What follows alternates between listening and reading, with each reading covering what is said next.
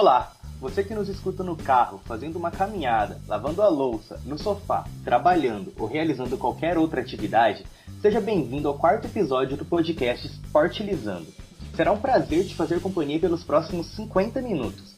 Eu sou o Gabriel Barros e, diretamente da minha casa, vou conversar com o Jenison Bartiniski, que também estão em seus respectivos lares. Antes de falar os assuntos do episódio de hoje, um recado importante. Não deixe de seguir o Sportilizando no Spotify ou no seu agregador de podcasts preferido, para sempre que a gente lançar um episódio novo você já tá atento. E também no Instagram e no Twitter, @Sportilizando. Tem muito conteúdo legal sendo produzido nas nossas redes sociais, a gente aprofunda mais os assuntos que a gente fala aqui no podcast. É isso, dado o recado. No episódio de hoje, a gente vai discutir sobre o panorama das competições de basquete durante e pós-pandemia, abordando o calendário e projeções sobre o retorno da NBA e WNBA, a decisão de encerrar o NBB e o contexto do basquete universitário durante o período de suspensão de atividades coletivas. No final, temos nossas dicas de filmes, séries, livros, podcasts ou qualquer outra forma de informação tornar uma tradição no Sportilizando. Estamos gravando em uma segunda-feira, dia 29 de junho, quase metade deste ano maluco. Se você tiver monstros como Michael Jordan, LeBron James, Kobe Bryant, Magic Johnson, Larry Bird e tantos outros nomes, fica com a gente para a próxima hora, porque o Sportilizando está começando. Gente, não tem sido fácil esse período de pandemia, e uma das consequências dela é a suspensão dos eventos esportivos e, portanto, um certo afastamento da paixão pelos times, jogadores e competições em geral. O Gênesis eu sei que está um pouco mais feliz com o retorno da La Liga com o Lionel Messi, mesmo que o Barça não esteja correspondendo, mas eu, particularmente, ainda estou tendo dificuldades para acompanhar os jogos de futebol nesse novo contexto, sem torcida e tudo mais. Para mim, ainda está difícil voltar a acompanhar, a torcer. Mas enfim, fala pra gente, Jenison, como você tá? Barcelona 2 pontos do líder, Liverpool finalmente campeão da Premier League, outras coisas mais. Como foi essa semana? E Gabriel, tô bem, né? Tô um pouco preocupado, Cuiabá está em lockdown, as pessoas precisam entender a gravidade do assunto. Somos o epicentro no centro-oeste agora. O Barcelona, tá me estressando demais. Eu não tô aguentando ver esse time jogar. E o Liverpool venceu merecidamente o time de Klopp. O Klopp é muito merecedor desse título.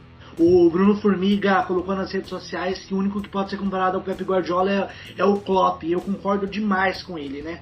E o que vem também me chateando nessa última semana é o que vem acontecendo no estadual do Rio de Janeiro.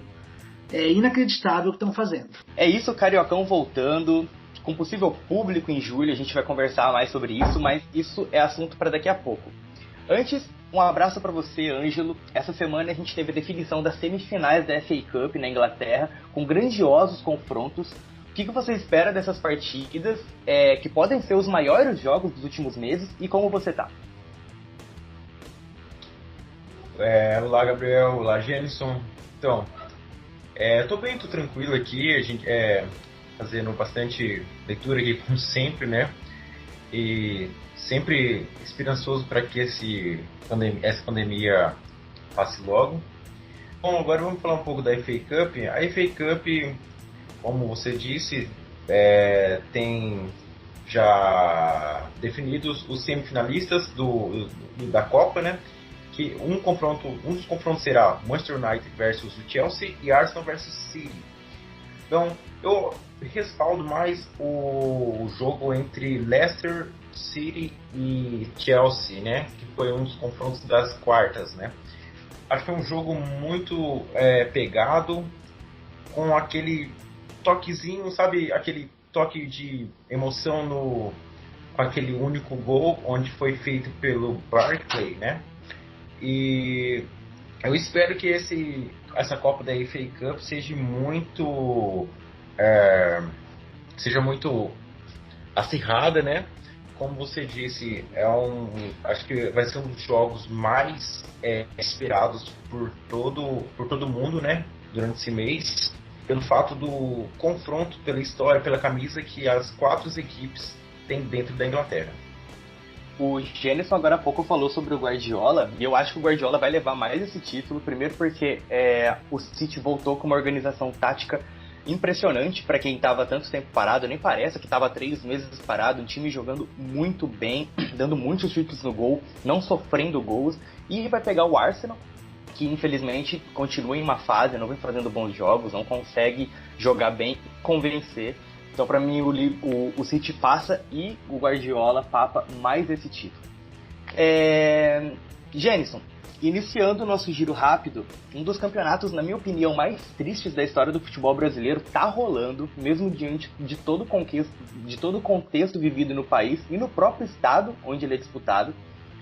Então, pelo visto, pelo que aparenta ser o necessário, porque ele parece muito necessário para estar acontecendo agora, e político cariocão voltou, em meio a protestos de clubes, polêmicas, dentro e extra-campo, e com a possibilidade de ser a única competição com público no mundo a partir de julho. Fala pra gente sua análise desse que pra mim é um dos absurdos mais grotescos que eu já vi. Bom, Gabriel, é inacreditável o que está acontecendo, né? O meu destaque no giro rápido é para o estadual do Rio de Janeiro, para o grande campeonato carioca. Uma medida provisória autorizaria a volta do público no estádio no dia 2 de julho, com 1/3 da capacidade do estádio. A Prefeitura do Rio acabou mudando para o dia 10 de julho esse retorno do público. Eu acredito que é uma decisão muito errada da Prefeitura e dos organizadores do campeonato. Isso é inadmissível. A curva de casos no Rio de Janeiro tem sido ascendente. Já são mais de 9.800 mortes e mais de 110 mil casos confirmados. É uma loucura essa decisão. Os principais campeonatos do mundo voltaram sem torcida. Premier League, Bundesliga, La Liga. O que o Carioca, que é um dos piores campeonatos organizados no Brasil, quer voltar? A gente teve o adiamento das Olimpíadas, que é o maior evento esportivo. Daí viu o Carioca querendo voltar?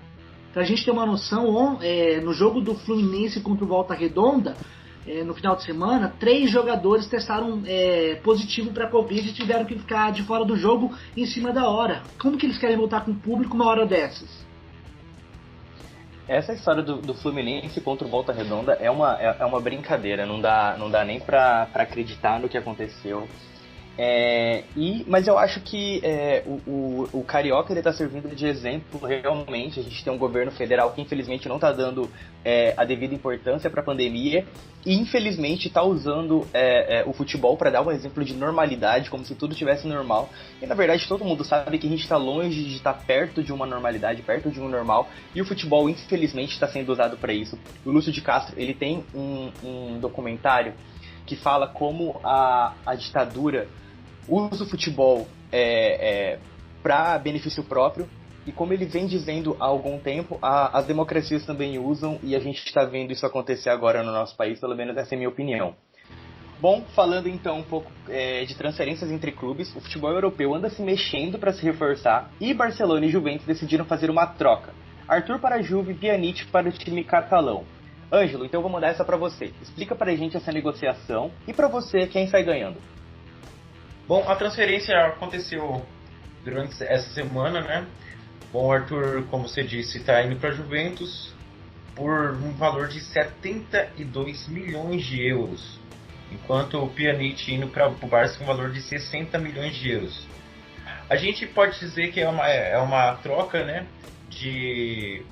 do Arthur para a Juventus para pegar o Pjanic, uma troca que vale o Arthur mais 12 milhões de euros que a Juventus desembolsou para ter o Arthur no time dele, né? Bom, para mim, eu acho que a Juventus ganhou nessa troca, porque o Arthur ainda é um jogador jovem, é um jogador que ainda pode mostrar muito futebol, onde infelizmente no Barcelona não pôde conseguir mostrar ele pelo fato de ter suas lesões e a entrada do Arturo Vidal fez com que ele perdesse um pouco a titularidade dentro do Barça. Bom, e para mim, quem ganhou em questão financeira, acho que nem o Barça e nem a Juventus. Para mim foi o Grêmio. O Grêmio, durante essa troca, ele ganhou 15 milhões, aproximadamente 15 milhões de reais. É um valor muito grande para a equipe do Grêmio, né? Onde fará uma grande diferença na questão financeira do clube gaúcho. Eu concordo com você, Alan. Pra mim, o Arthur, ele é uma joia rara, realmente, um jogador novo, moderno, tem muita bola pra jogar ainda, então pra mim a Juventus saiu ganhando nessa. O Arthur, ele tem muito a render ainda. Infelizmente, foi um dos brasileiros que chegou no Barcelona e não conseguiu jogar aquilo que poderia. Arthur, Malcom, Felipe Coutinho. Então, é mais um jogador que vai ter uma outra oportunidade num bom time, vai jogar ao lado de bons jogadores e tem tudo para desenvolver o futebol que a gente viu aqui no Grêmio. Mas é isso, finalizando o giro rápido, chega de futebol por hoje, vamos entrar no tema central desse episódio. E para começar, assim como a gente fez no episódio passado, em que falamos sobre futebol amador, vamos abordar o contexto local. Nós somos estudantes da Universidade Federal de Mato Grosso, do campus de Cuiabá. Na universidade há uma variedade de projetos e iniciativas esportivas, dentre elas as equipes de basquete. Assim como na grande maioria das regiões do planeta, a UFMT paralisou as atividades presenciais e em grupo, suspendendo assim o esporte universitário. Para compreender a situação, conversamos com quem vivencia diariamente o esporte dentro da universidade, tanto antes da pandemia como agora. Entrevistamos a Carla Oliveira, ela que é técnica dos times de basquete feminino e masculino da Atlética Barões, uma equipe que está acostumada a competir a nível nacional universitário.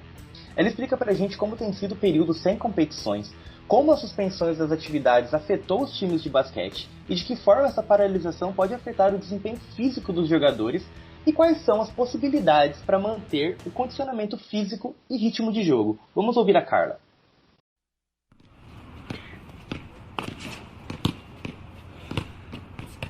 Então, em relação a competições, nessa parte a gente tá até tranquilo, porque a gente sabe que é um momento, que vai passar. Mas o que tá nos fazendo falta agora é a saudade de jogar, é a saudade de estar em equipe. Em relação às quadras da UFMT, nós fomos muito prejudicados. A maioria dos nossos atletas, eles tinham tempo para treinar à noite. Então, à noite a quadra da UFMT não estava funcionando, então a gente conseguia horário no sábado. Então, nós treinávamos sábado, e aí para não perder o ritmo, a gente colocou um treino funcional na quarta-feira à noite, e foi assim que a gente tentou lidar com o problema, né? Agora, nesse período de pandemia, a gente cuidou bastante da nossa saúde mental, aproveitou um tempo para ficar com a família. E a gente conversa bastante entre os nossos colegas de time e nós fomos indicando aplicativos de treino, nós fomos enviando fotos do que a gente estava fazendo para manter o nosso condicionamento físico, alguns correndo ao redor de casa, alguns fazendo exercícios funcionais dentro de casa também. E o nosso projeto agora, que eu e a Scarlett, que ela me ajuda muito no comando do time, a gente tem pretendido fazer aulas de basquete online, que funcionariam com, às vezes, assistir um jogo juntos, ou pegar um dia para falar sobre regras importantes do basquete, que às vezes a gente esquece, pegar um dia para falar sobre movimentações, sobre tipo de defesas. Mas é um projeto em que a gente está organizando primeiro, e são medidas que a gente está procurando para não deixar o time tanto tempo parado, tanto tempo sem nada. Mas no geral, cada um está cuidando da sua parte física. Bom, a gente acabou de ouvir a Carla, Gabriel, que desempenha um papel incrível com as equipes que treina. Seus times são muito bem organizados, é muito legal de acompanhar o trabalho dela à beira da quadra. A gente que compete junto no campeonato entre as humanas da UFMT, a gente vê ela treinando na Intercom, o trabalho dela é muito especial. E não à toa, as equipes que ela treina estão entre as melhores equipes de basquete da UFMT e estão acostumadas a levantar troféus a nível nacional universitário. É bom pontuar também que as atléticas já vinham sofrendo para treinar na Universidade Federal de Mato Grosso. Esse ano houve um racionamento de energia, as quadras só estavam funcionando até as 18 horas, então o que dificulta ainda mais o processo da prática esportiva dentro do campo do campus universitário, um ponto muito importante, tanto social, esportivo, e que infelizmente foi cortado essa prática esportiva nesse ano por causa desse racionamento.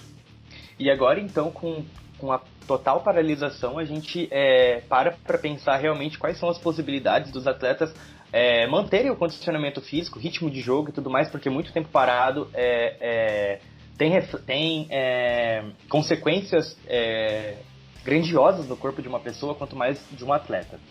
Mas, além da treinadora, a gente entrevistou também a Isabelle Borges, que é estudante de jornalismo, presidente da Atlética Esportiva da Faculdade de Comunicação e Artes, a Infernal, e integrante do podcast Ditando Regras.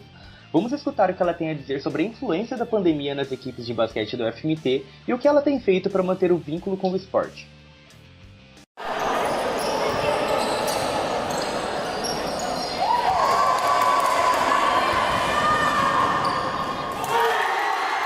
Para me manter ligada ao esporte, eu faço parte de um grupo de meninas. São 100 e poucas meninas que são de várias partes do Brasil, algumas de outros países até, que são consumidoras da NBA e da WNBA, mas principalmente da NBA. Que, queira ou não, é a competição mais importante, mais conhecida e mais famosa do mundo inteiro de basquete. E eu acabo me interessando muito mais por esse grupo atualmente, porque, como eu já falei, eu não sou favorável ao retorno das atividades do basquete na WNBA e na NBA, caso nos Estados Unidos, né? Então eu acabo não buscando, não consumindo, porque eu realmente não concordo com essa volta, porque eu leio como irresponsável. Eu acho que os times deveriam estar fazendo outras coisas, tentando conscientizar muito mais do que tentando arrecadar mais, sabe? É compreensível que eles tenham uma folha de pagamento a ser paga, que é milionária no final do mês, mas também é compreensível que, pelo alcance que o esporte tem, eles têm uma obrigação muito grande de conscientizar as pessoas que acessam e consomem o material, né? E é isso. Recentemente eu cheguei a fazer entrevistas com a gerência de esportes e lazer da UFMT e para a produção de uma reportagem sobre o esporte universitário, no caso, e a gente vê como na UFMT é o que a gente tem contato, é o que a gente consegue saber realmente a realidade. Nós vemos que existem realmente muitos estudantes que estão empenhados com suas equipes, com seus projetos esportivos, com seus times, seus treinadores e tudo mais. Nós temos muitos torneios, nós temos campeonatos. Tem uma galera que tem muita vontade de fazer. A própria Faculdade de Educação Física promove muitos projetos, iniciativas e ações esportivas e tudo mais. Só que, como o Jenison disse, no ano passado a UFMT enfrentou uma série de contingenciamento, assim como outras universidades federais. Isso acabou refletindo no esporte, assim como é quase cultural no Brasil, como a corda sempre arrebenta para o lado do esporte, da cultura. Então, essas equipes acabaram ficando com situações cada vez mais precárias para treinar e tudo mais. Ainda mais agora com a pandemia, é bom a gente ouvir uma fala da Carla, uma fala da Isabelle, para a gente entender e compreender eles vivem, o que eles têm que fazer para treinar, principalmente diante do atual contexto. Para fechar o nosso papo com a Isabelle, a gente perguntou também sobre a visão dela a respeito do retorno das competições de basquete americano, a NBA e a WNBA. Vamos ouvir o que a Isabelle tem para contar pra gente. E para falar a verdade, eu tenho muito mais críticas à volta do que elogios, sabe? Eu acredito muito que o esporte é acalento para as pessoas em situações difíceis, em momentos ruins, em momentos, às vezes, sabe, só de que a pessoa precisa se reconectar. O esporte, ele tem essa função também. Só que o esporte também, por movimentar tantas pessoas e alcançar tantas pessoas, ele tem que ser responsável. E não é só o esporte em situação, no caso de regras e todas essas coisas. Em questão também de dirigente de time, sabe? As pessoas que dirigem times, as pessoas que dirigem instituições e meios esportivos, elas têm que entender que elas são responsáveis por milhões de pessoas que acompanham aquilo, sabe? A WNBA e a NBA são a liga de basquetebol referência para qualquer pessoa que gosta de basquetebol em qualquer lugar do mundo. E como que você vai voltar a jogar, você vai voltar os costumes se você se você vive em um país que é um dos piores lugares do mundo para estar nesse momento. É o pior lugar do mundo, é a situação mais triste de ver depois do Brasil, é os Estados Unidos. Como que volta? É a mesma coisa de voltar os nossos campeonatos de futebol aqui. Não existe cabimento nisso. Não existe. É uma questão de responsabilidade. As pessoas que acompanham isso nem sempre têm uma noção concreta e correta do que está acontecendo no mundo. E o esporte tem, sim, essa obrigação de comunicar, de falar com as pessoas. É um meio de comunicação em massa, sabe? É muito complicado essa irresponsabilidade no momento de decidir retornar a um campeonato no momento tão delicado como o país está enfrentando nesse momento. Olha, é muito complicado, muito mesmo, porque a WNBA e a NBA são ligas norte-americanas, né? E a gente sabe o que o país está sofrendo, o que está passando, a quantidade de casos e a quantidade de mortes que o país tem.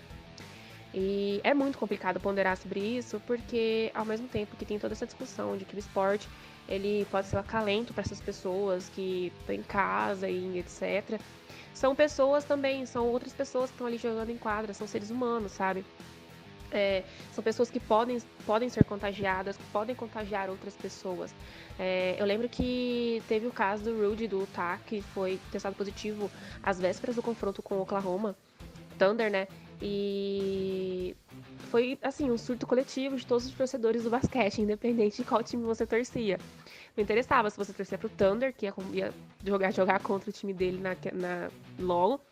E não interessava se você era torcedor do Lakers, do Celtics, do Boston, do Toronto Raptors. Não interessava, você sentiu aquilo, porque foi um choque. Foi o primeiro contato direto que o torcedor do basquete teve com o corona e com essa experiência, sabe?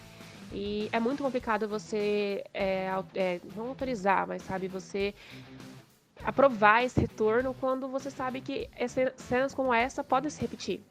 E por cenas como essas serem impossíveis de voltar a acontecer, como que você aprova e vai dizer que, ok, não, vamos voltar, vamos jogar, e é isso, não pode parar.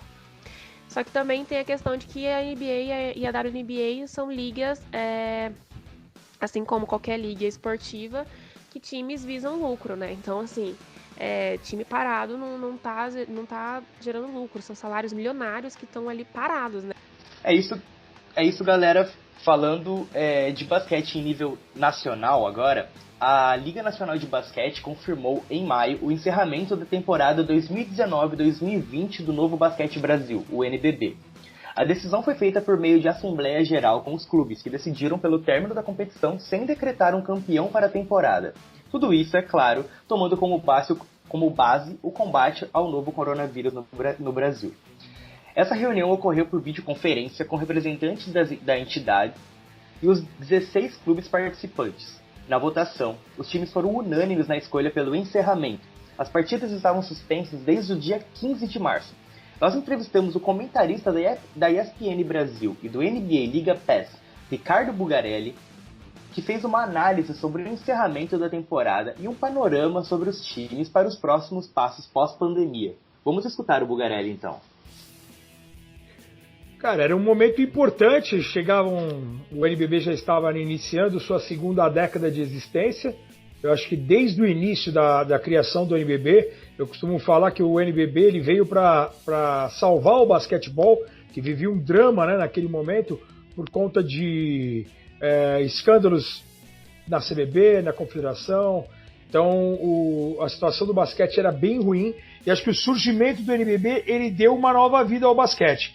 E aí, ano a ano, a gente viu uma melhora. Pequena, é verdade, mas sempre uma melhora importante. Então a gente viu o surgimento de várias equipes, também tivemos o cancelamento de outras equipes, mas eu acho que, passo a passo, o campeonato foi ganhando corpo, foi ganhando estrutura, qualidade das equipes, dos jogos, dos ginásios. A gente estava vendo nesse início da segunda década uma transmissão 100% de todos os jogos. Isso é algo inédito no país, em se tratando de qualquer tipo de competição, com exceção do futebol, obviamente. Então você tinha uma transmissão multiplataforma já há 2 anos, né, com TV a cabo, com o retorno da TV aberta. É legal, é importante você massificar o esporte com a TV aberta, no caso a Band. Você tinha Fox e ESPN, você tinha DAZN, você tinha as transmissões no Facebook, no Twitter. Então era muito legal você ter todo dia um jogo praticamente transmitido, com exceção do domingo. Mas em alguns momentos os domingos também tinham jogos transmitidos via DAZN, por exemplo. Então conseguia trazer um pouquinho mais de qualidade do jogo, do público.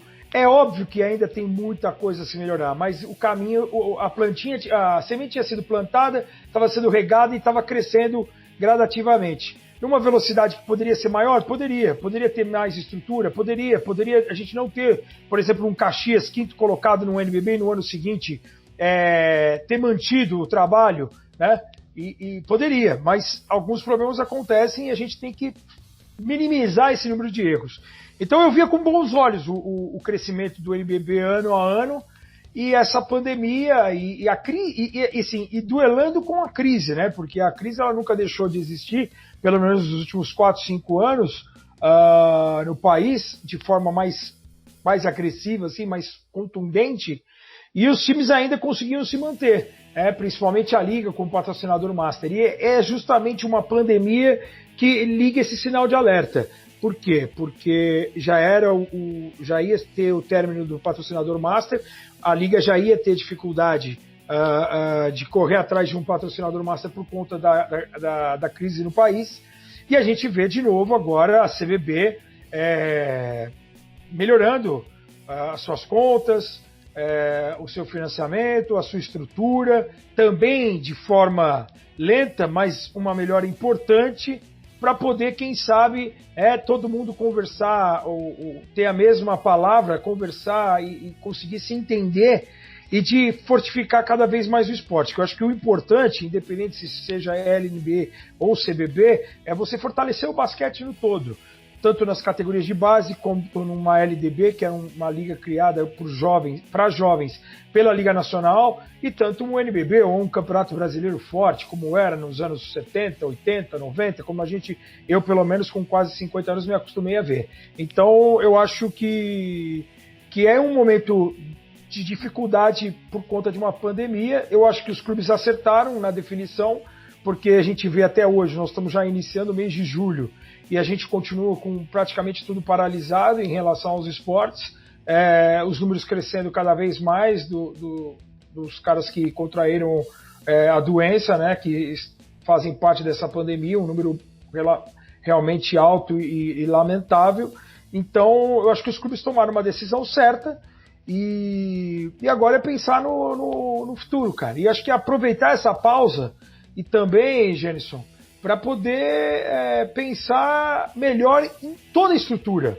Não só pensar no NBB como produto principal, mas pensar nas categorias de base, nos torneios de sub-15, 17, 19, 21, de você realmente aproveitar essa parada e voltar forte em todos os setores. E pensar, já que deu essa parada, de pensar de verdade, não só no basquete, a gente está falando do NBB no caso, mas a LBF no feminino também, de dar espaço ao feminino.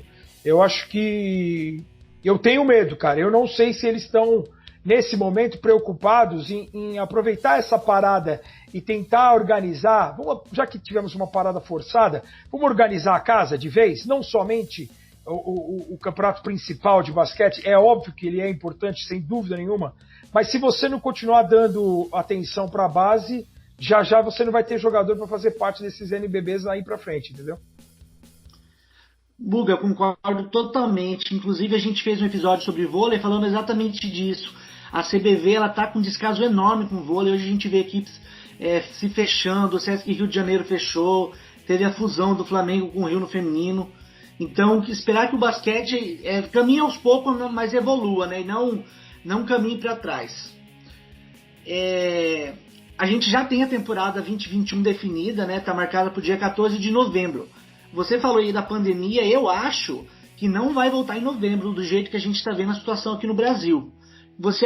Como que você acha que vai ser essa competição pós-pandemia, vendo a movimentação dos times?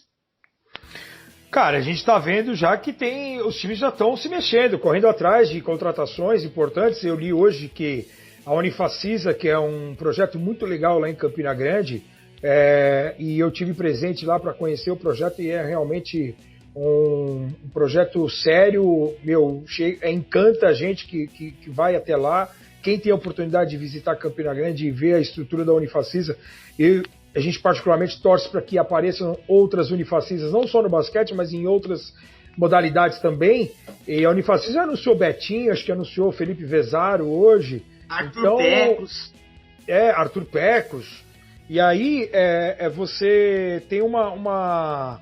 Eles estão, assim, eu achei precoce, cara, você quer saber? Já que você tocou nesse assunto, Gênesis, eu achei precoce você querer cravar já uma data específica no meio dessa pandemia, no meio dessa confusão que a gente está vivendo, né?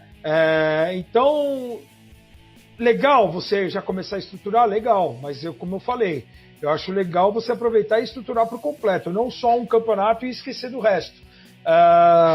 Eu acho que do jeito que a gente está vendo o país iniciando o mês de julho já e praticamente nada acontece de positivo em relação aos cuidados, em relação à diminuição dos casos, eu acho que se começar, vai ter possivelmente a NBA agora no final do mês, com uma bolha, algumas equipes, todas elas num lugar só, jogando sem público, porque eu não consigo imaginar as equipes viajando, sendo que você não pode pegar avião, que você não pode ter deslocamento. E a gente está falando de uma Unifacisa que é em Campina Grande, que é um país continente, a gente tem que lembrar isso, né? Sempre, né, Jamerson? Campina Grande é lá em cima, no Nordeste, você tem jogos em São Paulo, Rio, Minas, Brasília, você tem o basquete cearense com o projeto revitalizado agora pelo Alberto Vial. Então, ou seja, não é tão fácil assim de você organizar algo e cravar que dia 14 de novembro vamos retornar com uma nova edição do NBB. Eu achei precoce, mas eu respeito a decisão e eu acho que tento ver, não consigo ver de outra maneira que não for essa, de todos os times jogando num lugar só, como a NBA vai fazer em Orlando agora no final do mês. E existe até a possibilidade da NBA não voltar, né? Porque os casos também aumentaram bastante na Flórida, principalmente. Eu tenho um sobrinho que mora lá, bem próximo, estuda até na universidade que está no complexo da Disney ali em Orlando, e os casos de coronavírus aumentaram bastante na região. Então fica essa dúvida. Mas, assim, se eles quiserem, se a ideia foi colocar uma data para os times continuarem se mexendo, continuarem trabalhando, contratando ou se preparando, eu acho que foi válido. Mas e aí? Você vai contratar os caras, mas você não vai conseguir juntar os caras para treinar, né? Então é uma situação difícil, né, de você entender por tudo isso que a gente está vivendo. É isso, Gabriel. A gente ouviu o Buga, o NBB que a cada ano vem se fortalecendo. Na classificação antes desse encerramento tinha o Flamengo como líder, o time que já foi 6 vezes campeão da competição, seguido pelo Franca, que foi vice da última temporada para o Fla. É bom pontuar sobre o NBB, que já tem a data da próxima temporada definida. A temporada 2020-2021 começa no dia 14 de novembro. Os times que participarão da temporada serão conhecidos no dia 4 de setembro e o regulamento e a tabela saem no dia 15 de setembro, Gabriel. Em contrapartida, a NBA já se prepara para retornar no dia 30 de julho, como já se especulava na Disney, confinando os jogadores e todos os demais envolvidos em apenas um local, um complexo, uma bolha, com restaurantes, dormitórios e tudo que for necessário para a sobrevivência durante os jogos restantes. O calendário foi divulgado com 22 times, e não com 30 como se tem normalmente, que irão jogar em Orlando mais 8 partidas para cada equipe. É isso, a temporada vai retornar e ela pode ir no máximo até dia 13 de outubro com o ocasional jogo 7 da final. Eu acho que nessa temporada a gente vai ter o jogo 7. Dia 21 de junho, os jogadores se apresentaram às franquias, passaram pelos testes de coronavírus juntamente com as comissões técnicas. Dia 7 de julho, os times viajam para Orlando, onde vai acontecer essa reta final, onde será concluída a temporada, que retornam com os jogos dia 30 de julho. Dia 17 de agosto começam os playoffs. Dia 15 de setembro, as finais de conferência. E dia 30 do mesmo mês começam as finais da NBA. É um calendário frenético, porque já em 1º de dezembro começa uma nova temporada, a 2021. Então, esse final de ano será muito emocionante para quem gosta de acompanhar a NBA. Para saber um pouco mais de quem trabalha diretamente com basquete, né, como o Gabriel já falou do Ricardo Bulgarelli, a gente falou com a jornalista da ESPN Brasil e apaixonada por basquete, Alana Ambrosio. Perguntei como tem sido esse período sem basquete, sem novidades até certo ponto. Como torcedora, está sendo um período muito atípico, definitivamente, e até um pouquinho sem graça, porque o basquete é algo que me acompanha há muito tempo e nos últimos 10, 11 anos eu não sei o que é ficar tanto tempo assim sem o jogo, claro, sem saber que na verdade a gente está numa intertemporada e ele vai voltar na próxima e tal, né? Estando em um ambiente tão incerto. Então é muito chato colocar todas as histórias que estavam se desenrolando ao longo dessa temporada 2019-2020 com um pause e simplesmente ficar aguardando os próximos capítulos. É tipo quando você assiste uma série que você gosta muito e de repente você não sabe quando é que vai lançar uma nova temporada ou quando é que essa temporada, né, vai ser concluída, quando que essa história vai ser concluída. A gente tem elementos muito interessantes rolando nesse ano, envolvendo o LeBron James, o Los Angeles Clippers, o Giannis Antetokounmpo, o novo Houston Rockets. Então tem sido um período de apreensão e vontade de ver um desfecho, apesar de saber que a gente tem que respeitar muito todas as normas de saúde e segurança impostas, porque definitivamente isso é diferente de tudo que a NBA e, claro, o mundo também já viveu recentemente. É muito diferente, por exemplo, do lockout que teve em 2011, do lockout que teve em 99. Também questionei sobre a volta da NBA, se teremos uma volta no mesmo nível dos times ou se o Bucks e os Lakers estarão à frente ainda como vinham dominando a temporada. Realmente essa pausa pode dar uma aquecida, uma esquentada nos times, o que parece irônico porque, enfim, quando os jogadores ficam tanto tempo sem disputar partidas competitivas e que estão valendo alguma coisa, né, apesar de eles estarem fazendo os treinos em casa, óbvio que não é a mesma coisa de você estar no meio de uma temporada e daí para os playoffs. Mas a questão é a seguinte, vários times estavam ou desfalcados por lesões, como é o caso do Philadelphia 76ers, ou engrenaram numa fase ruim, né, numa má fase, como o caso do Houston Rockets, perdeu 4 dos últimos 5 jogos, inclusive para times como Sacramento Kings, como Orlando Magic, times que, teoricamente, no papel, o Houston deveria vencer sem dificuldades, né? Então, eu acho que esse tempo pode ser vantajoso, apesar de, enfim, tirar, de certa forma, um pouco o ritmo das equipes, acho que pode ser vantajoso para outras. Ben Simmons está podendo voltar. No caso do Memphis Grizzlies, a gente tinha o Jaren Jackson Jr. e o Brandon Clarkson, que também estavam parados, e isso também pode ajudar. Tem equipes como o Toronto Raptors e o próprio Los Angeles Lakers que contam com equipes, com atletas, né, já mais velhos, então o período da pausa pode dar uma digamos assim, um novo fôlego para eles. Tem o caso dos Clippers, que se você pensar, Paul George e Kawhi Leonard não jogaram nenhum terço das partidas durante a temporada regular, juntos mesmo, justamente porque a preocupação do Doc Rivers e de todo o staff do Los Angeles Clippers era com a saúde deles. Por isso que eles fizeram tanto load management, para evitar sobrecarga e evitar lesões em jogadores que já têm o histórico de se machucarem e de terem essa propensão, né? Paul George no ombro, Kawhi no quadril, e por aí vai.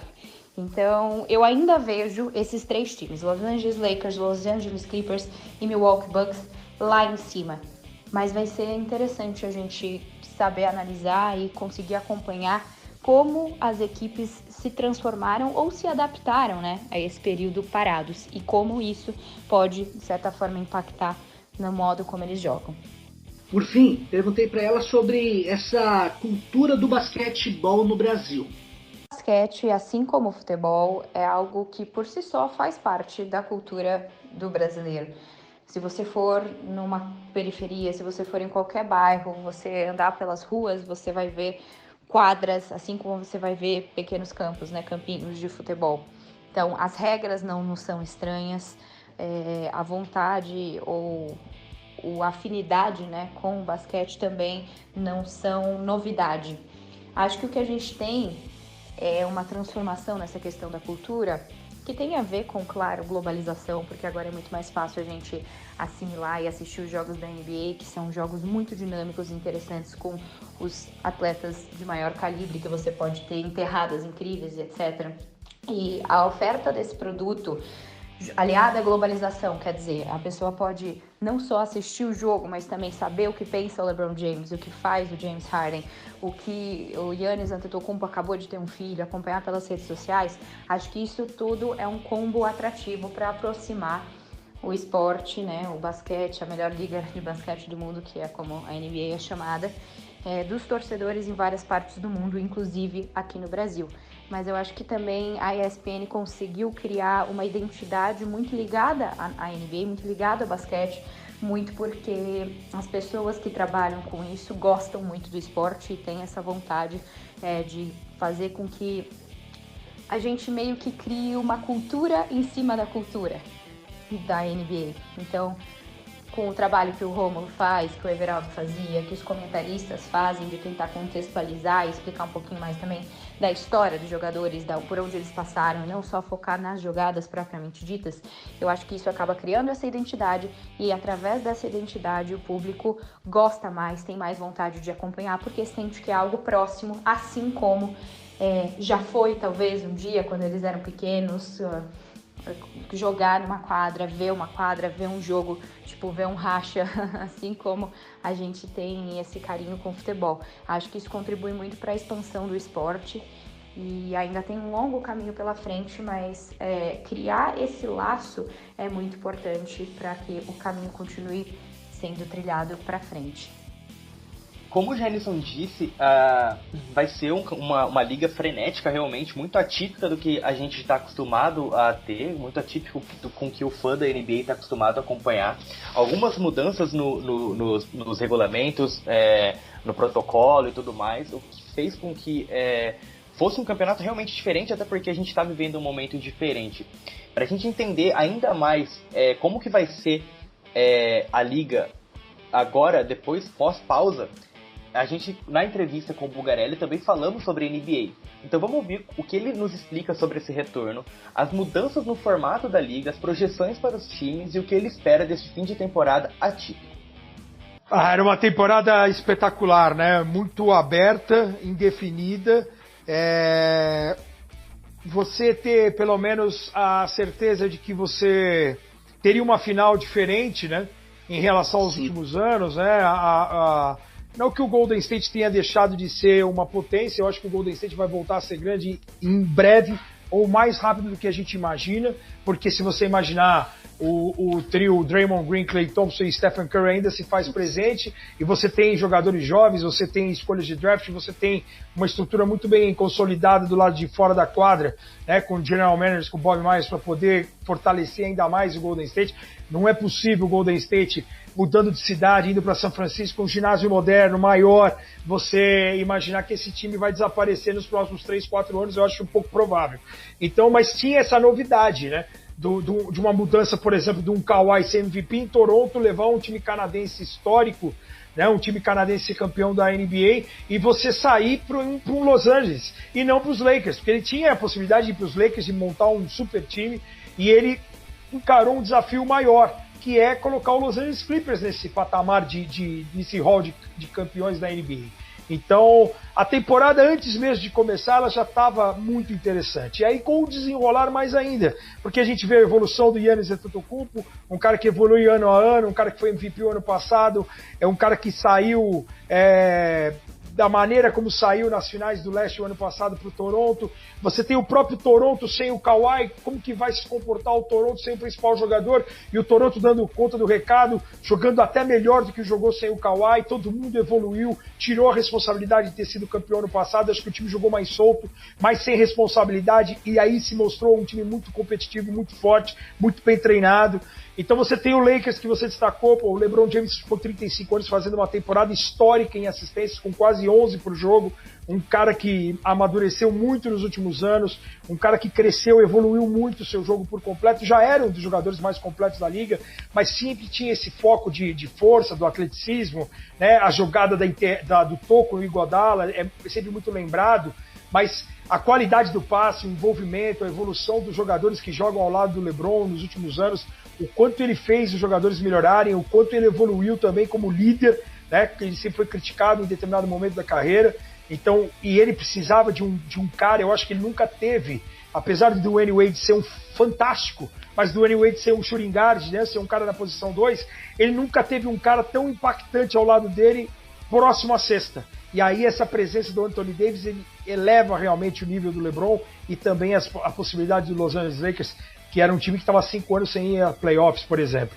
Então você tem o Los Angeles Clippers montando um super time, um time com muita profundidade de banco, um time com um técnico experiente, com o Kawhi Leonard, que somente a presença do Kawhi já era suficiente para colocar o time num patamar alto, como um contender mesmo, como um dos favoritos ao título. E aí você ainda traz Paul George, você tem Marcus Morris vindo no meio da temporada, você tem Reggie Jackson vindo no meio da temporada, você tem um banco de reservas, um dos mais fortes que eu vi em todos os tempos da liga, né, com Lou Williams e Montrezl Harrell.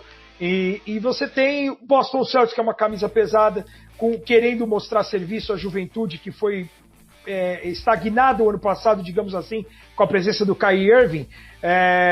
A presença do Kyrie Irving não foi benéfica para o time, todo mundo não conseguiu evoluir o que a gente imaginava que fosse evoluir, principalmente o Jaylen Brown e o Jason Tatum, e hoje você vê um Boston muito mais solidário, um time muito mais difícil de ser encarado, com a presença do Kemba Walker, que é um cara muito mais de grupo. Você vê o Tatum jogando para ser MVP, que a concorrência é muito grande. Você tem James Harden mais uma vez pontuando bastante, você tem Harden e Westbrook no Houston, você tem o Giannis melhor do que o ano passado, e o ano passado ele foi MVP, você tem o LeBron numa temporada histórica, então você tem muita gente competindo em altíssimo nível. Você tem o próprio Damian Lillard puxando sardinha pro meu time, que eu sou Portland. O Lillard fazendo mais uma vez uma temporada brilhante, uma temporada de MVP. O problema é a concorrência, né?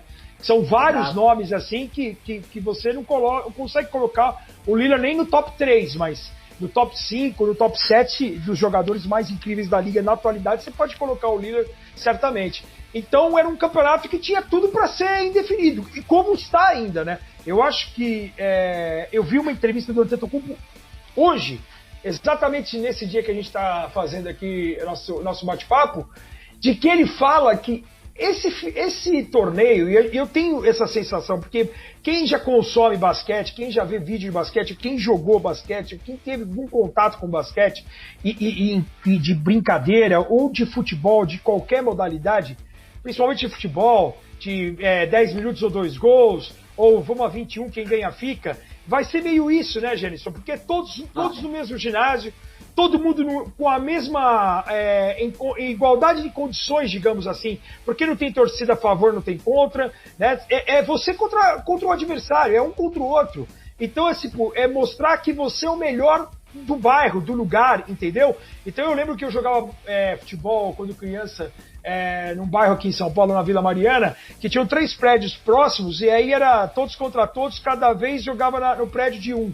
E aí você tinha aquela rivalidade de, eu sou o melhor do bairro, entendeu? Então vai ser meio que isso. E o Antetokounmpo, ele falou isso. Eu já tinha essa sensação, e aí o Antetokounmpo, ele fala, vai ser um campeonato mais difícil, porque vai estar todo mundo confinado no mesmo lugar, no mesmo ambiente, com a mesma igualdade de condição, e o que vai prevalecer? A qualidade individual, técnica, tática, de treinadores, de comissão técnica, de jogadores, o individualismo, o jogo solidário que o basquete proporciona isso, com assistências de cada um ajudando da maneira que dá, um jogador grande fazendo bloqueio para os jogadores infiltrarem, cada um fazendo a sua função da melhor maneira para o time ser campeão. Eu acho que é um campeonato que assim, ele apaga um pouco a falta de público, a intensidade, a imagem, a atmosfera criada num espetáculo, mas ela traz para dentro da quadra, somente a área restrita da quadra, um campeonato completamente diferente, completamente aberto, porque nesse momento a gente também não sabe como cada um vai voltar, em que condições físicas, né, quais jogadores vão realmente jogar ou não. Você já destacou aí, tem time contratando, você tem o próprio J.R. Smith assinando com o Lakers, você tem equipes se reforçando, pensando justamente nesse momento aí de dar uma cartada final para você buscar um título. Então eu acho que vai ser, como foi o All-Star Game, né, Jenison, aquele último quarto com deadline de pontuação, e foi uma coisa inesperada e foi sensacional. Eu acho que vai ser interessante, cara. Vai ser uma experiência legal pra gente acompanhar. E sem falar também que tem jogadores que tá descobrindo que tá com Covid. A gente teve o DeAndre Jordan na segunda-feira, que descobriu e não vai já voltar, né? Optou por nem ir, né? Porque assim, a gente tem que lembrar que é uma coisa séria, né? A gente teve a mãe do Karl Anthony Towns, do Minnesota Timberwolves, e a mãe dele faleceu de Covid, né? Então, existe essa preocupação real, latente dos jogadores de quererem ir. Tem o Trevor Ariza do Portland, por exemplo, ele é separado, ele tem um filho de 12 anos e ele vai aproveitar esse período para ficar com o filho, já que como ele é um pouco ausente em relação por conta da temporada, desgastante, longa, e ele tem agora acho que a possibilidade de ficar com o filho, que ele também estava brigando pela guarda, pelo filho, alguma coisa do gênero, então ele vai ter mais tempo com o filho e ele optou por ficar com a família. E a gente tem que respeitar a decisão de cada um. E eu acho que é isso, cara. Nesse momento é você preservar a vida, a saúde de cada jogador, a opinião de cada um deles e torcer para que nada de ruim aconteça e que seja uma competição bem interessante para a gente acompanhar. E está completamente aberta, né? Se você me perguntar, Buga, e aí, quem que você... eu não vou nunca ficar no muro, eu tenho essa minha ideia de nunca deixar de responder ou de achar que ficar no muro mesmo numa resposta. Assim, eu acho que está completamente definido, mas se tivesse que apostar, eu apostaria em Milwaukee Clippers na final, porque acho que são os dois melhores times. Os dois times com mais profundidade, e são dois times que assim eu não consigo ver os dois times perdendo uma série de 7 jogos. Então, é óbvio que o fator quadra nesse momento, que tanto o Milwaukee lutava para ter uma campanha de 70 vitórias, por exemplo. E o Los Angeles Clippers não fazia questão do mando justamente porque o cabeça de chave número 1 era o Lakers, que joga no mesmo ginásio. Então não ia ter esse problema, entendeu? Então agora, eu acho que o campeonato se nivela um pouco mais, mas ainda vejo o Clippers um time muito difícil de ser batido numa série de 7 jogos, e o Milwaukee Bucks do outro lado também. Então se tivesse que apostar numa final, apostaria em Milwaukee Clippers.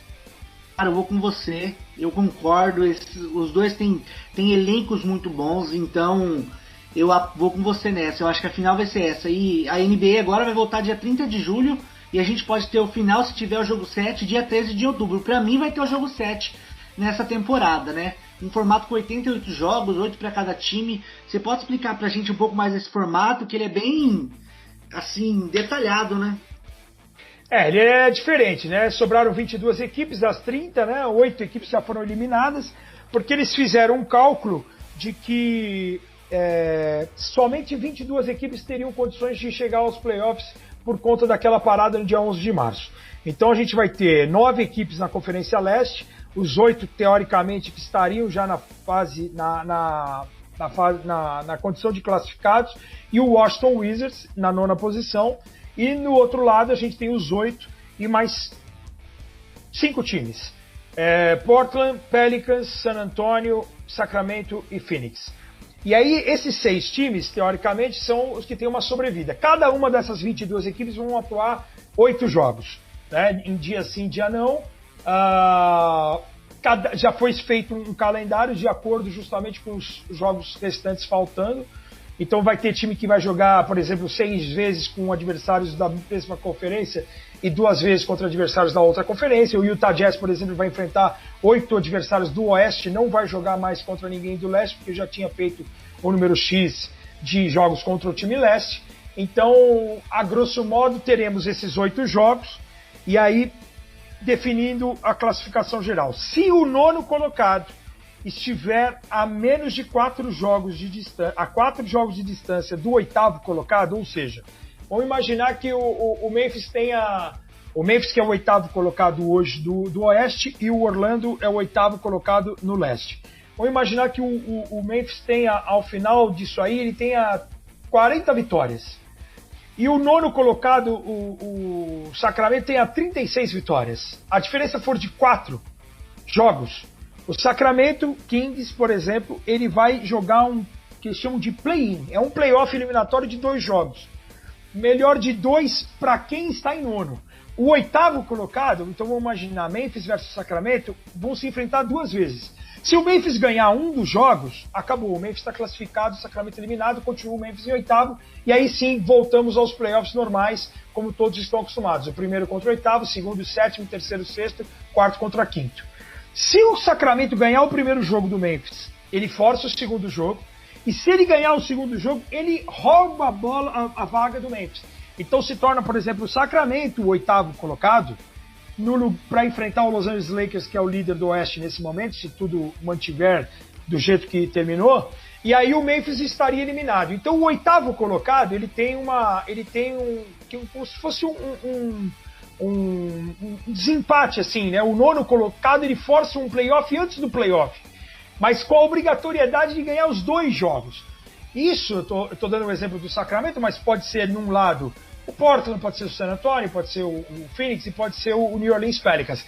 E do outro lado, somente o Washington. Esse 8º lugar pode mudar, Buga? Pode, porque se o Memphis, por exemplo, começar a ganhar e o 7º colocado, Dallas, eu acho bem pouco difícil, Jenison, porque a distância é muito grande. Mas vamos imaginar que o Memphis ganhe os 8 jogos e o Dallas caia. Pode ser o Dallas o 8º colocado. Então eu estou exemplificando com o time para ficar mais fácil. Mas é o 8º contra o 9º num duelo de 2 jogos. E o 9º com a obrigatoriedade de vencer as 2 partidas. Cabe o 8º colocado ganhar uma só.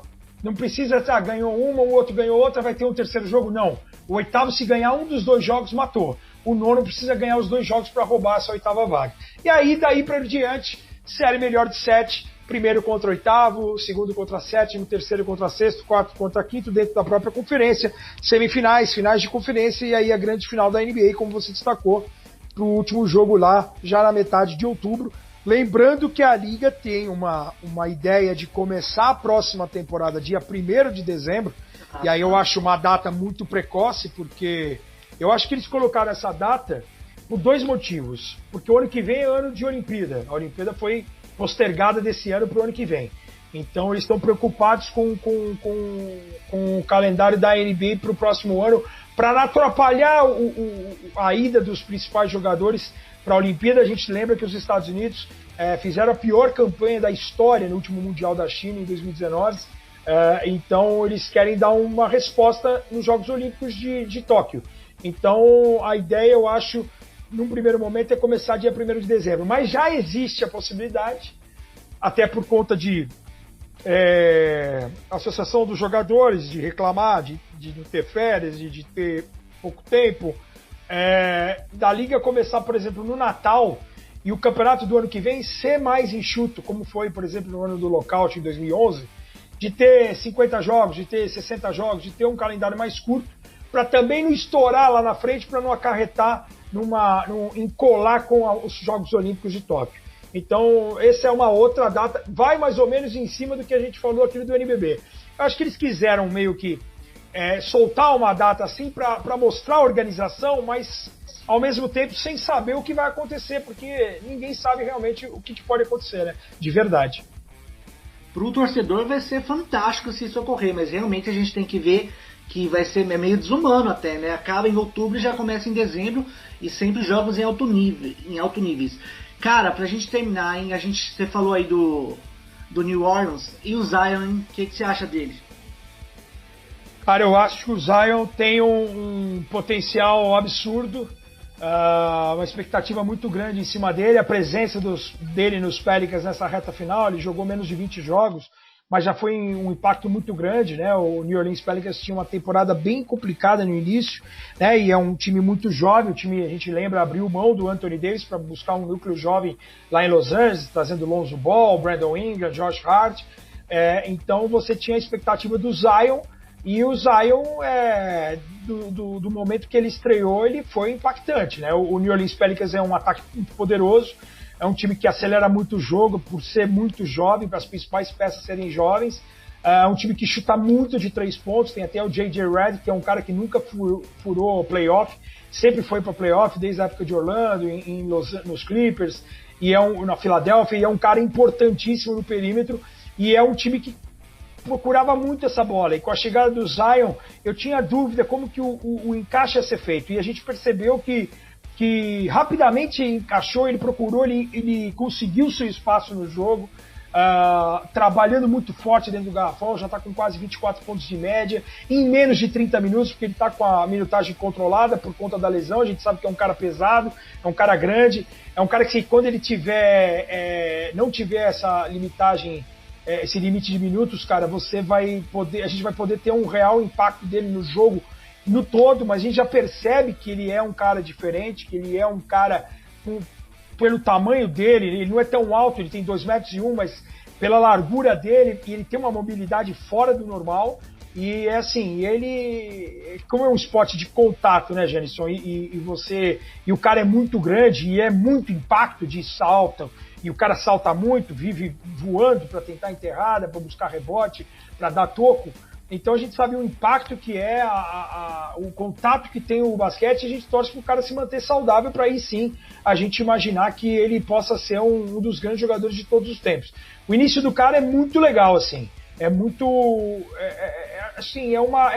cara jovem, a liga sempre vai renovando, sempre tem a procura. Eu lembro que quando parou o Jordan, veio o Grant Hill, por exemplo, e aí tinha a expectativa do Grant Hill de sempre a procura pelo novo Jordan. Eu não gosto assim de rotular o novo LeBron, o novo Jordan. Eu acho que não, é o primeiro Zion, mas acho que a gente torce para que um cara apareça e marque o seu nome na história, como o Giannis Antetokounmpo está marcando, como o Stephen Curry está marcando, como o Kevin Durant está marcando, como o James Harden está marcando, como alguns caras importantes nessa década. Você vai lembrar, aquela década dos anos 2010 ali, era uma década dominada pelo Golden State, mas que tinha o Harden, o Westbrook com os triple-doubles, você tinha o LeBron indo a 8 finais seguidas, você tinha uma aposentadoria numa só temporada de Duncan, de Garnett, você teve o Kobe, você teve Ray Allen, você teve vários nomes importantes que fazem com que você consuma o esporte.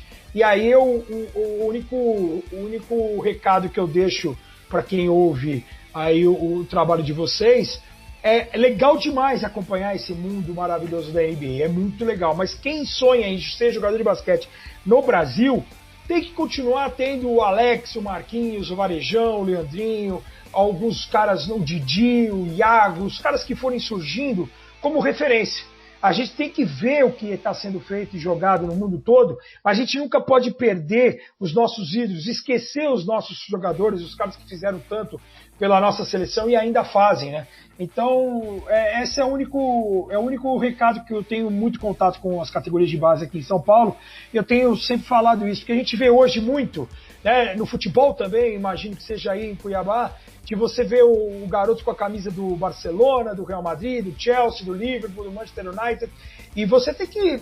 Não que no futebol até eu entendo, e no basquete também, é óbvio que os caras são os melhores, estão lá jogando na NBA, mas eu quero que o jogador se espelhe, que veja o que o LeBron faz, que o Curry faz, que o Harden faz, use a camisa do cara, mas não deixe de ter a referência aqui, de querer ser melhor a cada dia, de treinar duro a cada dia, e de que, não precisa ser um LeBron para você ser bem sucedido, você não precisa ser um Stephen Curry, você pode ser um Alex, que joga quase 20 anos na seleção brasileira, e é um dos grandes nomes da história, é um cara comprometido, é um cara com 40 anos, jogando com amor à camisa, com dedicação, dia sim, dia também. Então acho que é isso que tem que ficar de lição para essa garotada que quer continuar no basquete ou no vôlei, não perder os nossos craques, os nossos jogadores como referência. Admirar quem está jogando fora, mas valorizar os caras que estão aqui próximos da gente. Já terminou de forma excelente, seu recado é muito importante, eu também concordo com você. É valorizar a nossa gente, né? Para que assim a gente desenvolva o nosso esporte. Para quem sabe um dia a gente não chega a ser uma NBA aqui no Brasil. Guga, muito obrigado, hein? Valeu demais pela entrevista. Que é isso, obrigado você, Janison, pelo carinho, pelo convite, sucesso para você, para o Gabriel, para o Ângelo. É um prazer fazer parte aí, ser lembrado, as portas estão abertas, muito sucesso para vocês e tamo junto sempre. Beijo grande. O Bugarelli explicou como será esses últimos 88 jogos, 8 para cada time, e como será o formato da classificação. Além desse formato, a NBA também vai introduzir algumas medidas de segurança, como os jogadores terem que tomar banho nos hotéis e não nas arenas, a necessidade de espaçamento entre os jogadores no banco e atletas inativos, e o fato de ser sem convidados até os playoffs. Acho que deu pra gente entender e dar um panorama, fazer um diagnóstico do que será a NBA, do NBB e do basquete universitário na UFMT. Eu acredito que deu pra gente conversar sobre tudo, trazendo os especialistas e tudo mais, até porque nós não somos especialistas em basquete, mas as nossas fontes são pra gente fazer projeções sobre os times e tudo mais. Mais alguém tem algum apontamento a fazer? Eu tenho, Gabriel. Eu torço muito pro Kevin Durant retornar aquela grande fase dele e voltar com o Brooklyn Nets em grande fase. Eu que gosto muito de acompanhar o Kevin Durant como jogador, é o meu preferido, né? A Izzy, o preferido dela é o LeBron James, o meu é o Kevin Durant, e torço muito, né? Vamos ver. Promete. Grande competição, muito bem organizada e cheia de emoção. É uma escolha difícil também, mas eu fico com o papai LeBron. Vou com a Izzy. É isso. Alô? O LeBron James, pra mim, acho que... Não, acho que eu concordo contigo, acho que o LeBron James, pra mim, é o jogador favorito, acho que leva esse ano, com certeza, MVP da NBA esse ano. Eu vejo que a final vai ser, o Lakers acho que já é um dos garantidos dentro da final desse ano dessa temporada do NBA. Vamos ver, então. É isso, gente. Então vamos pro nosso tradicional quadro de dicas. O que você trouxe para essa semana, Jenison? Bom, minha dica de hoje vai para a produção universitária. É o podcast que já falamos nesse episódio, o Ditando Regras. Podcast do qual a Isabelle faz parte, que é uma produção do Comunicast, projeto de extensão em rádio e podcast da UFMT. Esse podcast é produzido somente por mulheres e nasceu durante a Copa do Mundo Feminina do ano passado. Vocês podem encontrá-lo no Spotify, Ditando Regras, ou também podem conhecê-lo através do Instagram do projeto, @comunicastufmt, repetindo para afirmar, @comunicastufmt. Um ótimo podcast, se você quiser ter uma outra visão, perspectiva diferente, pode ir na fé que você não vai se arrepender. Um baita podcast, realmente. Ângelo, sua dica então da semana, por favor. Bom, a dica que eu vou dar hoje é o curta-metragem Dear Basketball. É o curta que fala sobre a trajetória do lendário Kobe Bryant. Ele mostra muito com animações. Ele narra a sua história, a sua trajetória, conforme as animações que grandes nomes de animadores e grandes nomes também de quem produz as trilhas de grandes filmes entraram dentro dessa grande produção desse curta, que é inesquecível. Esse curta é tão bom que todos os que devem saber, ele ganhou um Oscar de melhor curta, né? E assim, eu recomendo muito para quem curte muito basquete e ainda mais curte muito a lenda que foi o Kobe Bryant. Nunca assisti, mas agora com a sua dica pretendo assistir com certeza. Mas é isso, galera, já tá chegando o nosso limite de tempo. Deu pra gente contextualizar bem o cenário do basquete durante esse período de pandemia, desde a maior liga do mundo até o esporte universitário. Conversamos com comentarista e repórter especializada, jogadora e treinadora de basquete universitário e fãs desse esporte.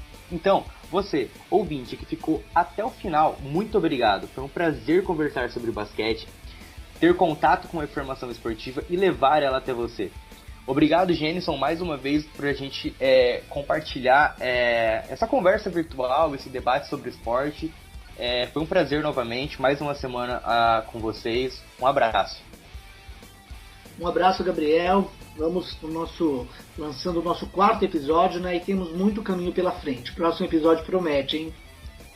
É isso, gente. A gente tá com muitas ideias, a gente tem projetos muito legais para fazer. Se você curte esportes em geral, esporte local principalmente, quem não ouviu o nosso podcast passado sobre futebol amador, se você curte futebol raiz mesmo, futebol essência, quer saber, quer se aprofundar mais sobre como funciona, qual é a organização do futebol amador em Cuiabá, que é muito grande.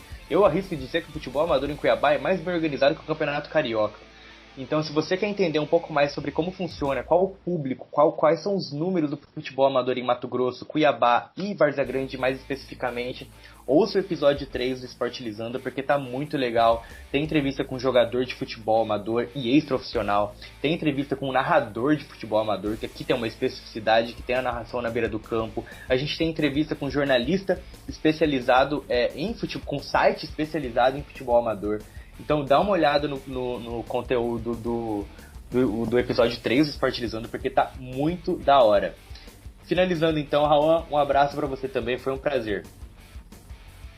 Um abraço aí, Gabriel, um abraço, Jenison, e um abraço a você também, ouvinte.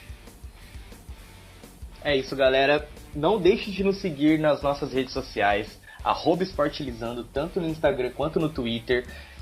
Tem muita coisa legal sendo produzida lá também. A gente aprofunda um pouco mais os assuntos que são debatidos no podcast. Então, se você quer se aprofundar mais, a gente coloca os links da bibliografia que a gente estuda para poder fazer o podcast. Então, se você quiser se aprofundar um pouco mais no retorno da NBA, por exemplo, no nosso Twitter a gente vai disponibilizar links.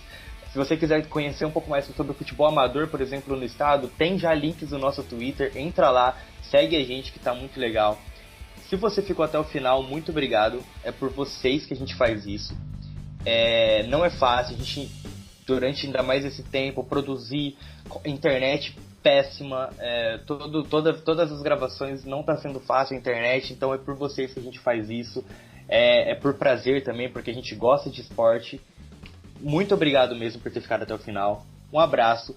Marca na sua agenda, daqui 15 dias, todas as sextas-feiras, daqui 15 dias sai um novo episódio do Esportilizando. A gente já tem uma ideia sobre o que vai ser, mas a gente vai recortar melhor. Marca então, segue a gente no seu agregador de podcast preferido. Quando sair você já fica ligado. É isso, um abraço e até a próxima.